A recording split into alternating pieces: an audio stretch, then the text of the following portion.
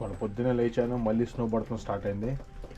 ఈ సీజన్కి స్నో అయిపోయింది అనుకున్నాను, కాకపోతే మళ్ళీ స్నో పడటం స్టార్ట్ అయిపోయింది. వీడియోలో ఏం చేద్దాం అనుకుంటున్నా అంటే ఒక క్విక్ అప్డేట్ కింద కన్స్ట్రక్షన్ ఎక్కడ దాకా వచ్చింది, మళ్ళీ గార్డెన్ ఏ కండిషన్లో ఉందనేది ఒక అప్డేట్ ఇద్దాం అనుకుంటున్నాను.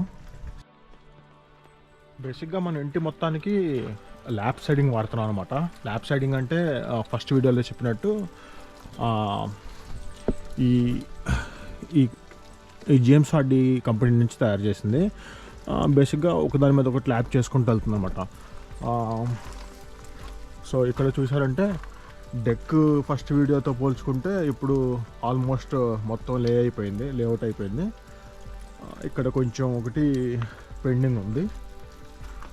సో ఇది కరెంట్ సిచ్యువేషను. సో మెజారిటీ ఇక్కడ అయిపోవచ్చింది. ఫ్రంట్ ఎలివేషన్కి మాత్రం జేమ్స్ హార్డీలోనే షేక్ అని ఒకటి ఉంటుంది, అంటే ల్యాప్ సైడింగ్ కింద రాదు.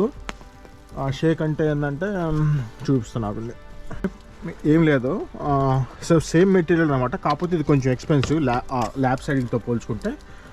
సో ఇది ఇండివిజువల్ పీస్ అనమాట షేక్లో.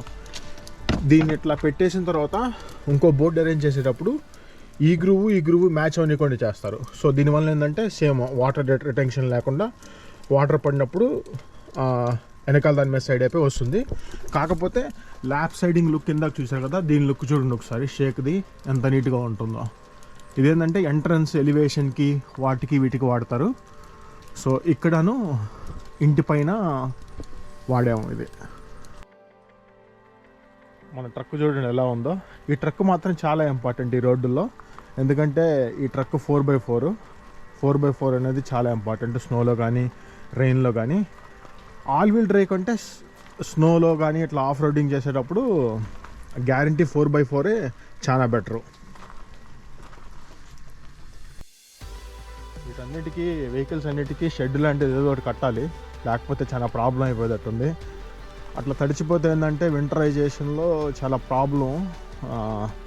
సో ఈ సమ్మర్లో మాత్రం గ్యారంటీ ఏదో ఒక ప్లాన్ చేయాలి వాటిని షెడ్ కింద పెట్టడానికి, లేకపోతే గరాజ్ లాంటిది ఏదో ఒకటి కట్టడానికి. నేను ముందే చెప్పా కదా మీకు, ఇక్కడ సీజన్ను బట్టి ఇక్కడ అన్ని సీజన్లో పండించలేము, ఓన్లీ సీజనల్గా చేయగలం అని చెప్పి. సో మా ఫ్రెండ్స్ కొంతమంది అడిగింది ఏంటంటే, ఇంత పెద్ద చెట్లు బతికే ఉన్నాయి కదా, మరి ఈ గార్డెనింగ్లో ఇవన్నీ ఎందుకు చచ్చిపోయినాయి అని అడిగినారు. నాకు తెలిసిన దాన్ని బట్టి ఏంటంటే ఆ చెట్లు బట్టి టాలరెన్స్ లెవెల్ వేరనమాట. ఈ మామూలుగా మన వెజిటేబుల్స్ పండించాలంటే వాటి టాలరెన్స్ లెవెల్ వేరు. బాగా ఇక్కడ నేటివ్ స్పీషీస్ చూసుకున్నా, ఫర్ ఎగ్జాంపుల్ ఇది యాపిల్ అనుకోండి, యాపిల్ ఇవన్నీ ఇక్కడ నేటివ్ స్పీషీసే. ఈ పియర్స్ ఇవన్నీ ఇక్కడ నేటివ్ స్పీషీసే. కానీ ఇవి కూడా ఏంటంటే ఫ్రూటింగ్ అనేది వింటర్లో ఉండవు, ఎందుకంటే ఈ చలికి అవి ప్రొడ్యూస్ చేయలేవు. ఇంకోటి ఏంటంటే ఇవి చూసినా కూడా మొత్తం లీవ్స్ మొత్తం షెడ్డింగ్ అయిపోయి ఉన్నాయి కదా. సో ఓన్లీ సమ్మర్లోనే ఇవి జరుగుతాయి. ఈ ఎవర్ గ్రీన్స్ అనేది ఆబ్వియస్గా వాటి టాలరెన్స్ లెవెల్ వేరే లెవెల్లో ఉంటుంది. సో అందుకనే సర్వైవ్ అవుతాయి. మళ్ళీ అందుట్లో వాటి నుంచి ఫ్రూట్స్ అవేమి రావు. జస్ట్ సో ఈ బ్యాగ్స్ మొత్తం శాండ్ బ్యాగ్స్ మొత్తం స్నో బ్యాగ్స్ అయిపోయినాయి.